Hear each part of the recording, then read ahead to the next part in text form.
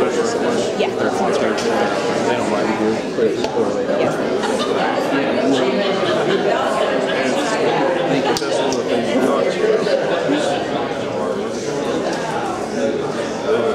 It's a big part of the speech. Another plug as well.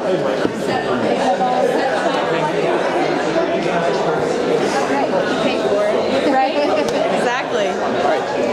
So basically, just check this every little bit, make sure the shot makes sense, as well as making sure this one, if you need to, you can zoom in and out, get the committees and when seeing goes on. Okay. That'll be fine. Okay. All right, text me if you have any need anything. All right, we'll do. Thanks, Cameron. Yeah.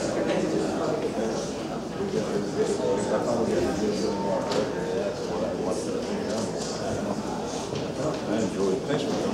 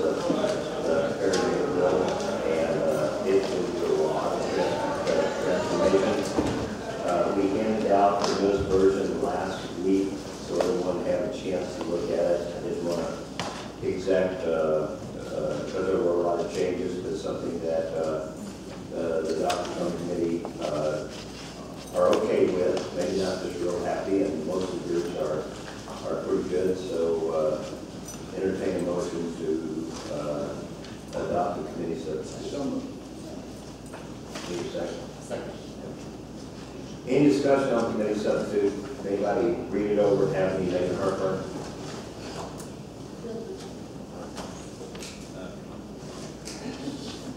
Seeing none, those in favor of Senate committee substitute Senate Bill 342, signify by saying aye. Aye. Those opposed, nay. Now, entertaining motion to move out Senate committee substitute 342 out of committee be passed. So. Second. Any discussion? Madam Secretary, call the roll. Senator Brown. Aye. Senator Shaw. Aye. Senator Cunningham. Senator Onder. Senator Sater. Aye. Senator Schmidt. Senator Silvey. Aye. Senator Chappelle-Nadal. Senator Shute. Aye. Senator Sifton. We'll leave the board open until 1 o'clock or so. 6-0. Next up is Senate Bill 431. Senator Onder presented that, I think, last week, maybe the week before. And there are no committee substitutes. The bill is presented. So I entertain a motion to vote Senate Bill 431 out of committee be passed. Do I hear a second? Second. Any further discussion on 431? This has to do with the Missouri Medicaid audit and compliance unit, and it looks like it makes sense, kind of common sense, and make a few changes there that might be more important as far as interpretation or application of what goes on in Missouri audit. Seeing no further discussion, Madam Secretary, please call the roll. Senator Brown. Aye. Senator Shaw. Aye. Senator Cunningham. Aye. Senator Onder. Senator Sater. Senator Schmidt. 439. Time passing, not right now. Yeah.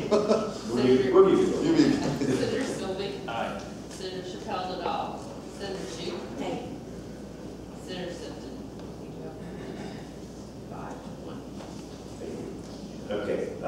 Next up is Senate Bill 496. Senator Hickman presented that bill last week, the palliative care. And, I've had a lot of talk said, why do we need this? And I think some folks just don't have the level of understanding. I think this is a good starting point, honestly. I kind of like this bill. I would like to vote it out, at least get it to the floor for discussion. And there are no committee substitutes, so entertain a motion to vote Senate Bill 496 out for the committee to do that. Do I hear a second? Yes, second. Any discussion? I think this is a good starting point. Madam Secretary, roll call. Senator Brown. Aye. Senator Shaw. Aye. Senator Cunningham. Aye. Senator Onder. Senator Stater. Aye. Senator Schmidt. Aye. Senator Silvey. Aye. Senator Chappelle-Nadal. Senator Shute. Senator Simpson. 7-0. And with that, we're out of executive session. Madam Secretary, roll call. Senator Brown. Here. Senator Shaw. Here. Senator Cunningham. Here. Senator Onder. Senator Stater. Senator Schmidt. Here. Senator Silvey. Here. Senator Chappelle-Nadal. Senator Shute. And Senator Simpson. Thank you, have a quorum. Have a quorum. We're going to hear 419 today. And Senator Silvey, if you're ready, sir, go right ahead.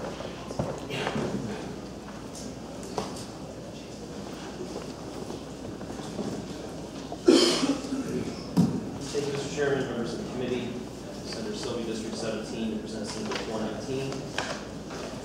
This is the first, what I would consider true Medicaid transformation reform bill that we've heard as it relates to the coverage gap. As you know, I've voted with most of you on this panel against taking Obamacare Medicaid expansion and just doing it as it was imagined in the ACA. However, as we look around the country and we see a number of Republican states, governors have negotiated deals with CMS that have allowed them to transform their system in ways that I think would be beneficial to the state of Missouri. I think that we ought to move in that direction as well with a state-focused solution. Basically, what we're talking about is the current Medicaid eligibility for childless adults in the state of Missouri is 19% poverty level. We hear all the time the numbers in percentages, 19%, 138%, but I don't know how many of us actually really internalize what that means. 19% for an individual is $2,236. So basically we have a system right now that is covering the people who probably don't have jobs, people who aren't trying to climb that economic ladder and get out. But what we're not covering are the people who are trying to get out of poverty, the ones who are working, but are not necessarily in a position to cover themselves. 138% poverty for a single person is $16,242. So thanks to Obamacare, we have a system that if you make $16,243, you're going to get federal subsidies for your health care. If you make $16,000 even, you get nothing. You have no help for coverage. If you don't have a job and you make $2,100 somehow over the course of the year, you're going to get covered by Medicaid in Missouri. So we're basically paying for all of the people who are working today. We're not giving anyone a hand up. So this coverage gap is a problem. The other thing that it does is it creates a huge uncompensated care problem, because when Obamacare was passed, the original bill imagined that all states would be mandated to expand Medicaid to cover this population. In order to pay for that, they cut disproportionate share payments to hospitals. When the Supreme Court gave us the ability to decide whether or not we wanted to expand or not, they didn't change the funding mechanism. So the dish cuts are going to go forward, but we are not going to have any way to offset that in our healthcare system here in the state of Missouri unless we figure something out. And that's going to lead to, we're already seeing, particularly in rural Missouri, having health problems. The rural health centers are having trouble recruiting and retaining talent because we simply can't compete with the other states around us. We're losing doctors to Arkansas, Iowa, Illinois. We're going to see more of those places continue to close or contract, which is not good for any of our constituents in our state of Missouri. you know, when I first got involved with this issue, when it first came down, of course I was still on the House side as chairman of the Budget Committee, and my main concern was we can't afford it. It's unsustainable. We can't afford it. And I think that's true when you talk about just taking the expansion as it was given to us in the Obamacare law. I think that if we do that without any budget protections, it would be a terrible course for the state, and that's why I voted against it time and again. However, I think there are ways that we can offset that and protect our state against those unsustainable growth numbers. And you've been provided with two things. You've got a Senate committee substitute to consider, but then you also have a spreadsheet. In the spreadsheet are numbers compiled that show how all the costs would lay out. And you see Section A is the number of newly eligible participants in all those fiscal years projected out. Section B is the cost for those newly eligible participants. Section C is GR savings by cost shifts in the current program. And Section D is the general revenue increases that would be needed. And then finally, the summary at the bottom. What Senate Bill 419 pretends to do is create a trust fund that would capture the cost savings from the GR shifts that would occur with the newly eligibles. It then sets that money aside and then says that's the money that we will use in future years. So it's completely money that we would be spending on the current Medicaid population if we don't do anything at all. We capture the trust fund, we use that to protect us against future increases by providing the expanded coverage. That's one concept. The spreadsheet clearly shows that is a sustainable projection, that we would be able to do that for many, many years. That's something that no other state has done. When you look at the states that have run into cost overrun problems, none of them have put any sort of future-looking cost protections into their plans. To me, that was the most important thing to come up with before we talked about any other aspect of this problem. However, the second thing you have there is the committee substitute, which would allow us to consider looking at something similar to what Tennessee has done. Tennessee, in their proposal, actually went straight to the providers and made them pay the cost of the new eligibles. In essence, not costing the state a dime, but making the healthcare sector pay for it from the beginning all the way through.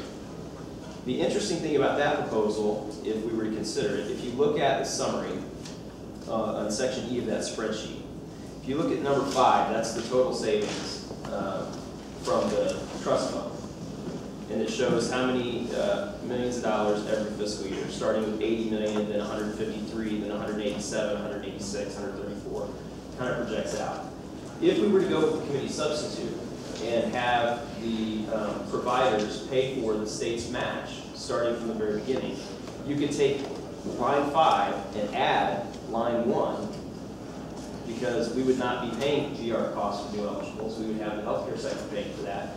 So, for instance, in fiscal year 17, we would realize 153 million in savings, plus we wouldn't be paying the GR costs of the new eligibles, so that's another 40 million, 723. So essentially, in fiscal year 17, it would free up $200 million of general revenue. Now, the reason that I've provided the second proposal there, obviously one, it protects the state against cost, but two, it actually provides us with revenue to look at the MODOT problem, to look at the health or the education problem with our formula that's still underfunded. It actually would give us an opportunity to address some of these other problems while protecting the state at the same time by making sure that we're not the ones paying the match down there. The way that we look at what we would actually do with this community in 419 and how we would handle the eligibles in 419 is a block grant proposal. Now, whether it's a block grant or a global waiver, probably would need to be semantically worked out with CMS, because they've given a global waiver to the state of Rhode Island, so we know that that's a possibility. But the idea being, look, we have the opportunity here to completely rewrite the entire Medicaid program. That's something that we can't do today. If we want to add workforce participation requirements, We can't do that without getting a specific waiver from CMS. If we want to add co-pays for non-emergent use of emergency rooms, we can't do that today without a waiver from CMS. So what I'm proposing is we basically tell the federal government, okay, you want us to take this money and try to cover this population. We will do that on a condition that you allow us to completely rewrite our program to fit the state of Missouri as we see fit, and let us start from scratch. And when Senator Lincoln suggested this to me on the floor last year, my initial reaction was, I'm not a fan of that because I don't want to give the governor wholesale ability to completely rewrite the program with this department. But what I've done in this bill is said, okay, let's do a joint committee of the legislature. I think it's 5 members of the House, 5 members of the Senate, and let us rewrite it. And then we participate, we cover the problems that have been mentioned, we provide a hand up to people who are actually trying to better the lives of themselves and their families. We rewrite the program to do actual reforms, not just pick around the edges like we do right now, but actual concrete reforms that would make the system both better and more sustainable for our state. We covered the problem with losing talent to other states, cut off the further contraction of rural health closures and closings that we're having around the state, and all while being able to protect our state budget. So that is the proposal in 419. Again, with the committee substitute, you have 2 different ways to go about it, either with the trust fund, which realizes a little bit lower savings, but it does ensure that we won't spend more on this new population, or going straight to the providers and making them pay for day one and creating essentially a revenue stream that doesn't exist today in general revenue. So with that, I know there's a number of people that want to testify on both sides of this, and I'd be happy to answer questions. Question from the committee. Senator Shaw. Do you know how much the hospitals industry are receiving as a result of the tax credits that have been granted now for the last 15 months through the exchange? I'm sure that someone from the hospitals would be able to answer that question. My understanding was it's on the order of, at least up front, it was said to be about $1 billion coming into Missouri through exchange. And all of those people theoretically, prior to getting insured, were the uninsured. And that's what the DISH payments were supposed to be. DISH provided about 40% of the funding. So now all of those people who were theoretically just an absolute 100% cost to the hospitals, now they're getting paid even more than their cost because they're covered under an insurance plan. So one way to calculate that would be usually hospitals get about 40% of the premium dollar. So if it's $1 billion, they should be getting about $400 million more. That should offset any addition. I just thought, see if you had a comment on that. Well, not being the CFO of a hospital, I don't really have a comment on that. Maybe someone else would have a better perspective than I. The other thing is I've always been told that the federal government has a rule that if you go the block grant route, that you're forever locked in to that amount of funding. But I think you can. I think the way that Rhode Island did it, and I know that there's someone here that can probably testify to that better. But I think that there's a cap. Like it kind of sets an escalating cap. an escalated cap. I was told that, well, because we discussed this years ago when we were looking at Insure Missouri and all that. And the department was very adamant that they didn't want to go block grant because the cost of health care go up, but the funding from the federal government stays the same, so then you just get tighter and tighter and tighter. I don't know, maybe we can find out the answer to that. Well, I certainly know that block grant is not something that's universally accepted. I know there are a lot of people in this room today behind me that are probably not super excited about the idea of you and I completely rewriting Medicaid from Ward 1.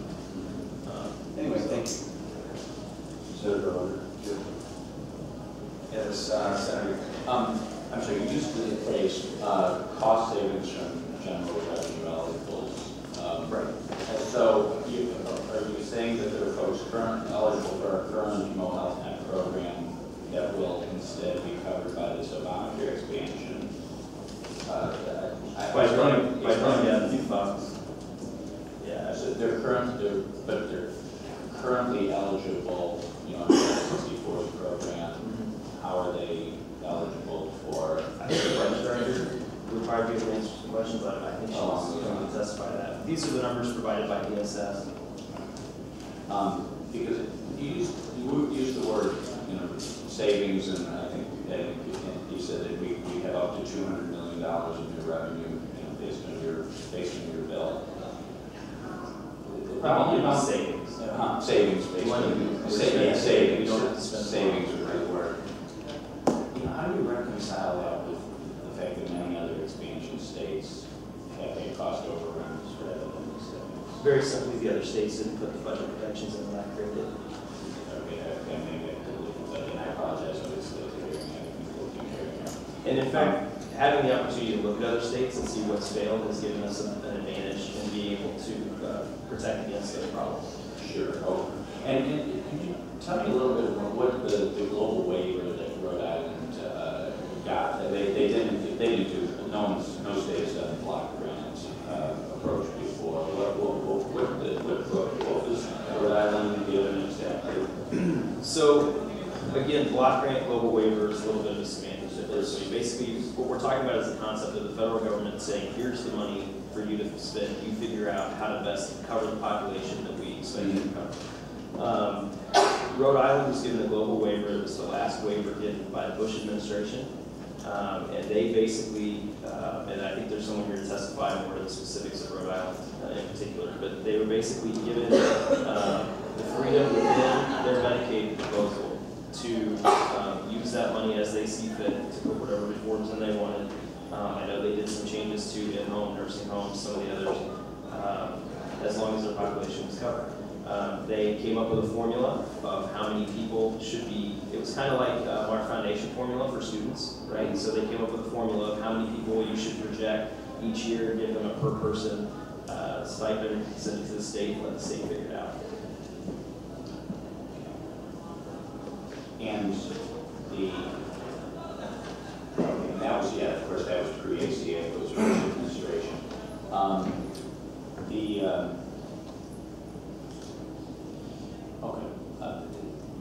So the Rhode Island, they are a Medicaid expansion state under the ACA, correct?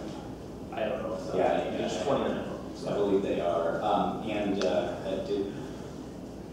be curious too what Rhode Island did under their new flexibility.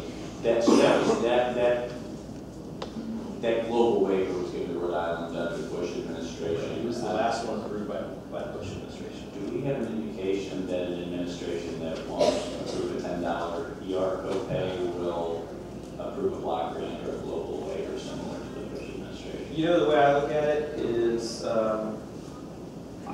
if I had my way, I would dare the federal government to tell us no.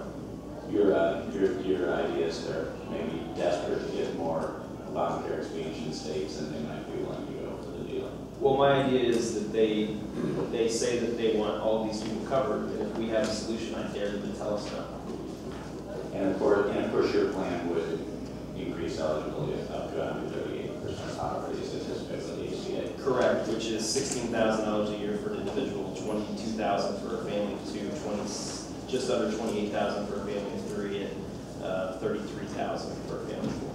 Are you familiar in some of the ACA expansion states when the budget, their equivalent DSS budget gets tight, then they have to go back to the previously eligibles, the 60-40 or in many states 50-50 population, and cut some of their kids' ABD population, cut some of those benefits in order to make up for the cost overruns that occurred in the expansion. I would just say it's unfortunate those states didn't have the foresight to put in budget protections like I have. Thank you, Senator. On your GR savings on your red sheet, Yes. number 5, ETD, what is that? I would ask Linda if she's here to answer that question. Okay. The department's the one who compiled this. All right. Any other questions? Senator Duncan. Excuse me. You mentioned providers picking up a lot of this cost. Will they get that? In the committee substitute, that's what it would do. It would make the providers pick up the cost of the state share of the new eligibles. Where do they get that money? By raising rates for people that do have coverage, or where are they going? No, they claim they don't have funds now. Well, no, I look at it like this. I mean, if you take the, if we expand to cover these people, we get the 90-10 match, basically. That's going to be about $2 billion that flows through the state. So instead of $2 billion flowing through to them, it'll be about 1.8. So they don't raise necessarily the rates on anybody.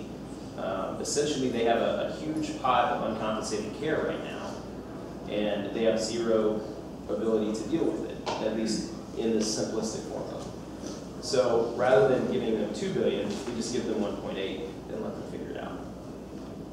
How would you wean off people as they approach the $34,000 deadline? How do you wean them off to give, you know, suddenly if you make $35,000, you're going to be stuck with $10,000 worth of insurance. Right. So Well, how do you that's wean those people off? Well, that's what's crazy about Obamacare, because there is no weaning off, because if you make $35,000, you're on subsidy for the federal government today. The feds give you subsidy to go into the exchange. So there is no cliff. What we have right now is if you make $35,000, you get a subsidy to go in the exchange. If you make $33,000, you're on your own. And if you have no job, we're already paying for you. That's what we have today. So you don't have to worry about the cliff, because they're inexplicably already paid for people who make more money. But would it be some people not want to better themselves by making more money because it's going to cost them? No, they because suddenly have to they'll- participate and pay part of it themselves, even though they're getting a subsidy? No, because they'll get the subsidy to go into the exchange. Next question. Doctors, I have a shortage of doctors. Suddenly we've got more people, need more doctors. Where are we going to get these doctors? Well, the problem is today we're actually losing doctors to adjoining states because they are able to pay their doctors more because they're drawing from federal funds to do so. So I think that we would have the ability to attract more doctors if we had the money to offset the uncompensated care.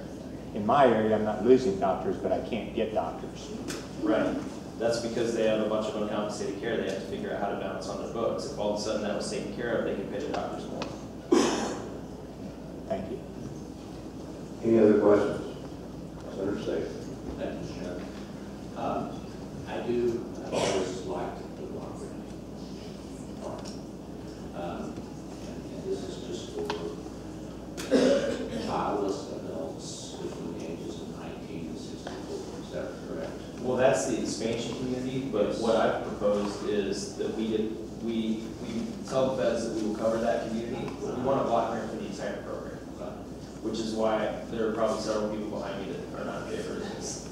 Because I would give us the ability to rewrite the entire program. Okay. So you could include pregnant females. I would include everyone that's covered today, plus the new eligibles, and give us the ability to rewrite it. The health care services tax, it sounds like it's kind of like an FRA tax. In the committee substitute, yes, it's a tax that would mirror the FRA. It's actually it's very similar language as far as how it's adjusted every year. So that's the concept. Yes. Okay. It would be like an additional FRA specifically targeted at paying for this match. And was the idea to kind of mirror the amount of the FRA tax? No, the idea is to mirror the cost of the federal match.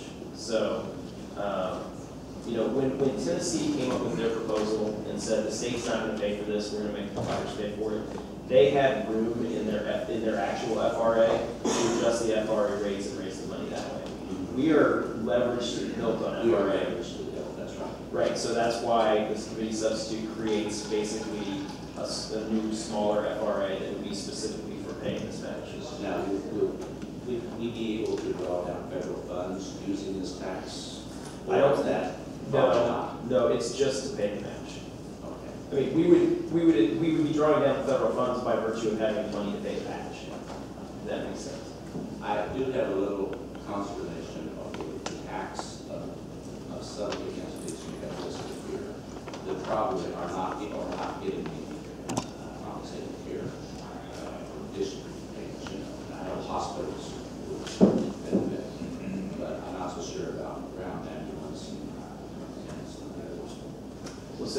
just wrote it to mirror the FRA. If the committee would like to do it in any way, I'm open. My concept is, I think that we could go down a path where they pay for it instead of the taxpayers. And that would allow us to take advantage and solve this other problems. If we want to tweak how we go about doing that, I'm completely open to it. It was just throwing out the concept. Senator Shaw. Follow up. In your bill, you are going to cover a new category of eligible recipients. They shall include individuals aged 19 to 64. And then there's these key words. It says, who are not otherwise eligible for remote government services under Chapter 208. So there are people who are disabled and are on spend down just between 85 and 100% of the federal poverty level. And you've booked savings for those people because you're going to move them from the current coverage over to this category. Right. How do you get around that language who are not otherwise eligible under the current program? Well, my understanding is that that language is there because they're already on, but we can still do the cost share. And if I'm wrong in that, then perhaps Linda or someone else in the department can clarify. So. Seeing no other questions, normally what we do is, I'm sorry, Senator Smith. Thank you, Senator. Thank you, Mr. Chairman. So this plan will be based on sort of the existing framework of Obamacare and ACA.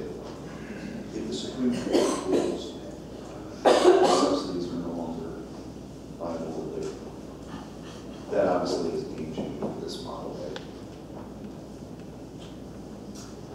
Because you're essentially basing on people being able to participate at the level assumed with the subsidies. It's not necessarily physical, it's just a reality that if that case gets ruled against Obamacare, it changes this chart. So my understanding is that it doesn't, because the King-Burwell case is talking about those that are over 138% that are getting federal subsidy to enter the actual insurance exchange. The Medicaid isn't even up for debate in the King-Burwell case, is my understanding. So what we're talking about is the federal match, if I use the word subsidy interchangeably. Okay, no, that's the age one. King-Burwell is above 138, they're getting private insurance through the exchange. Okay, thanks. Any other questions? Seeing none, normally what we do is someone for, someone against. We don't normally do information only in this committee, but today since Budget Director Rivers here, she would probably rather testify for informational purposes only. So let's have her come forward.